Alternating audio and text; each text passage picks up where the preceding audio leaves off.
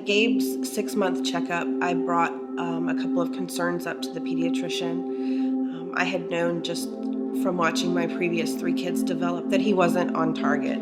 So he told me just to keep an eye on it, and at his 9-month checkup to let him know how Gabe was progressing. When the 9-month checkup came, Gabe had literally learned nothing new. So I kept being pretty persistent with the doctors about also pursuing other avenues of testing. I kept my phone next to me the whole time we were waiting for the results from that blood test because I didn't want to miss the call. The neurologist happened to catch me when I was driving in the car, and I remember that he just sort of matter-of-factly told me that his muscle enzymes and that were elevated and that he probably had muscular dystrophy and that we would have to take it one step further with genetic testing. Sort of after that, his words got real muffled in my ears. I felt like the breath had been sucked out of me. I felt like I had no air left. I had to pull my car over, and I was shaking. I remember my heart just racing. I was answering yes and okay, but my head was screaming, no, no, no, no, no, no, no, no. This isn't us. And I remember as he was talking, just sort of going, God, I think you've got the wrong family. I can't do this. I'm barely treading water with the 3 kids I have. I can't imagine how much our life is about to change if this is our new reality. The immediate questions in my head were,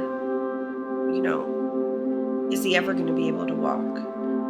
When is he going to have to go into a wheelchair?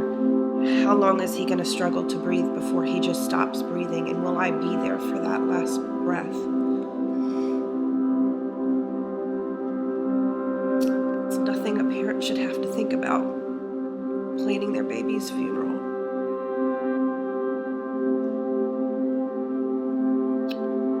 And it all just hit me at once.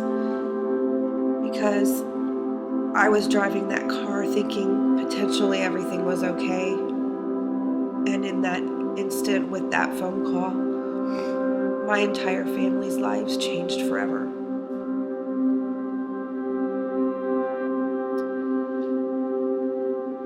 And for the first time ever, I knew that we would need God more than we've ever needed him, and that we were now relying on a miracle to save our son's life.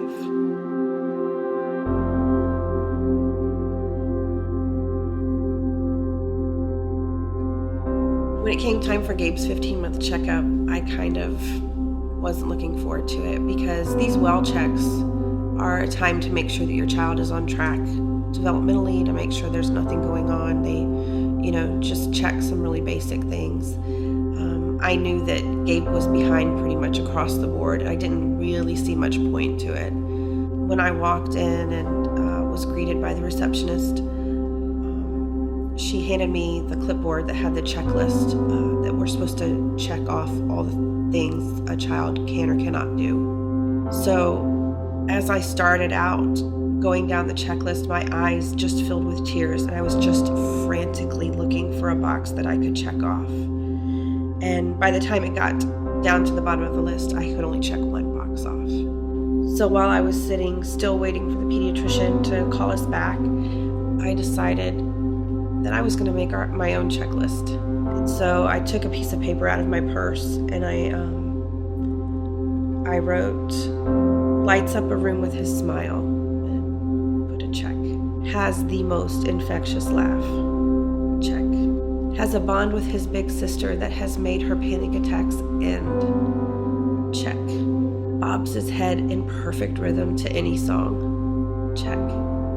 Is fully equipped for his calling. Check. And that's when just peace came over me. And there was no more of that despair, and there was no more of that frantically trying to find boxes to make Gabe okay. He was okay how he was. God isn't good because Gabe is sick. God is good in spite of it.